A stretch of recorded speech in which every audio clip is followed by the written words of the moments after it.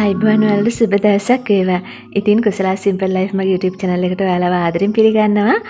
අද මම ටිකක් වෙනස් විදිහට අල බැදුමක් හදන්නයි යන්නේ. ඉතින් අල තෙල් දාලා නේ සාමාන්‍යයෙන් අපි හදන්නේ. ඉතින් මේක අල බැදුමක් කියන්න පුළුවන්. ගොඩාක් රසයි. ඒ වගේම ටිකක් දවස් තියාගන්නත් පුළුවන්. දවස් දෙකක් තුනක්. ඉතින් මේ වගේම අල බැදුමක් මම මීට අවුරුද්දකට විතර කලින් කළා. ඒකටත් ගොඩාක් ප්‍රතිචාර තිබුණා.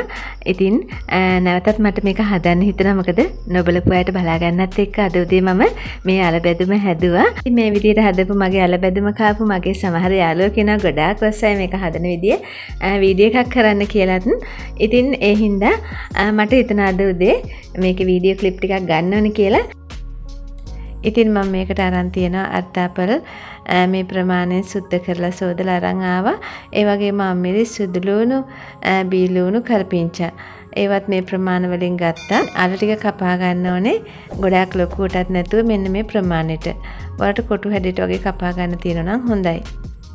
ඉතින් මේ ප්‍රමාණයට අර ටික කපාගෙන මම භාජනයකට දා ගන්නවා. මේක තඹ ගන්න. ඉතින් මම ලුණු කුඩු ටිකක් දාගත්තා. ඒ වගේම කහ කුඩු ටිකකුත් දාගත්තා. ලුණු කුඩු තේ හැඳි 3 කාලක් විතරයි, කහ කුඩු තේ හැඳි කාලක් විතරයි දාගත්තේ. ඊට පස්සේ වතුර දාගන්න. මේක වැහෙන ප්‍රමාණයට දාන්න එපා. මොකද බෙරි වුණොත් එහෙම අපිට මේක ගානට හදාගන්න බැරුව යනවා. අල කෑලි වලින් භාගයක් විතර වෙන්න වගේ වතුර දාගන්න. ඊට පස්සේ තඹ ගන්න ඕනේ. මේක බලන්න කෑලි යමුවටත් නැතුව ගොඩක් පෙරි වෙන්නේ නැතුව තඹ ගන්න ඕනේ. මගේ චුට්ටක් විතර තැඹිලා වැඩි වුණා. ඔයාලා මෙච්චර තඹ ගන්න එපා. තඹනකොට කෑලි තැඹිච්ච සයිස් එකට ආවම ඇති. ඉතින් වතුර ගොඩක් දාලා බෙරි වෙන්න තඹන්න එපා. ඊට පස්සේ මම තෙල් ටිකක් ලිපේ තියෙනවා.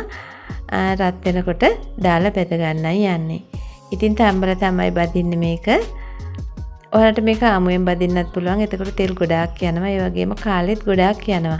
ඒ හින්දා තමයි මම තඹලා බදින්නේ. මෙහෙම තඹලා බැද්දාම මේක ගොඩාක් රසට හදාගන්න පුළුවන්.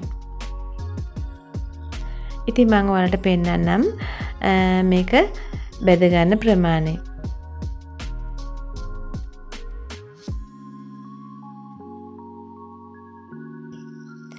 මේක මේ විදිහට බැදිනකොට විනාඩි 2ක් 3ක් යනකොට පොඩ්ඩක් අඩිය ඇරෙන ගතියක් එනවා. ඒ වෙලාවට හැන්දෙන් මේ විදිහට පොඩ්ඩක් බුරුල් කරලා බැද ගන්න. අනිත් පැත්ත දාලා බැද ගන්න. එක පැත්තක් බැදිලා වගේ තියෙනකොට මම මේ විදිහට බැදගත්තා.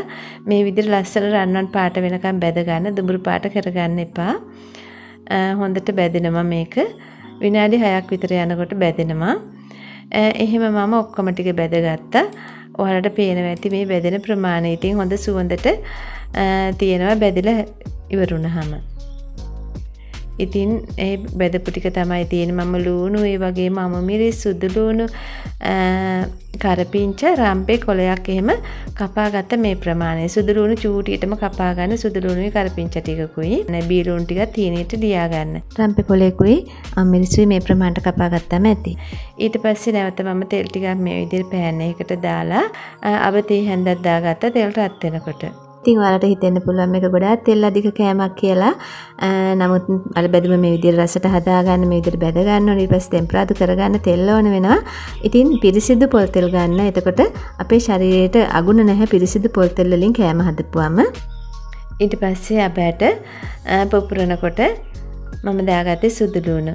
සුදු ලුණු දාලා හොඳට මේක බැද ගන්න ඕනේ. සුදු ලුණු සුවඳ එනකන් අම්මුවට ගන්න එපා. ඉතින් මේ තෙලේ දාලා බැද ගන්න ටික හොඳට බැදගත්තම මේ අල බැදුම කල් තියා ගන්නත් පුළුවන්. මම ඊට පස්සේ දැන් මේ අම්මිරිස් ටික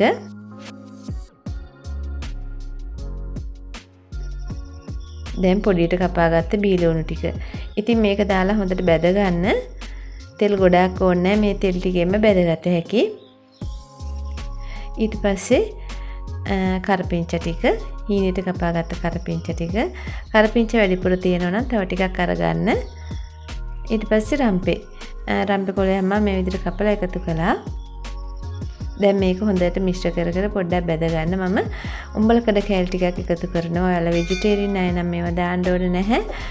නැත්තම් දාගන්න. උඹලකඩ තේ හැඳි 3ක් විතර එකතු කරා. ඉතින් දැන් හොඳට මිශ්‍ර කරන්න.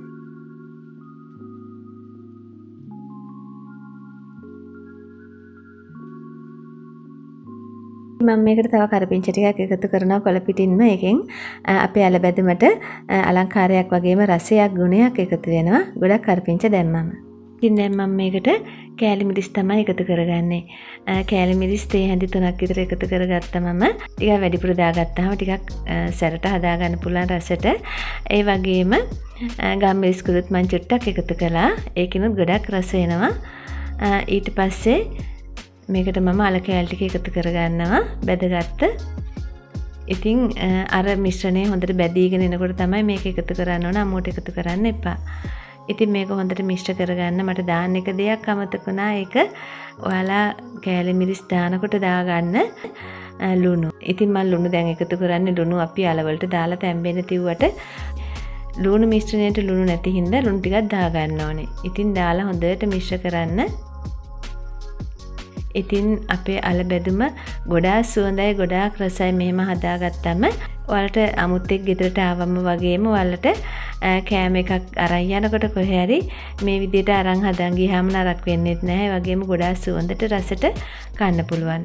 ඉතින් මගේ වීඩියෝ එක හොඳයි කියලා හිතනවා නම් ලයික් එකක් දාන්න. ඒ වගේම ගැටලු අදහස් යෝජනා ඒ වගේම ඕනම දෙයක් ලියන්න කමෙන්ට් සෙක්ෂන් එකේ. යාළුවන්ටත් බලන්න ෂෙයා කරන්න.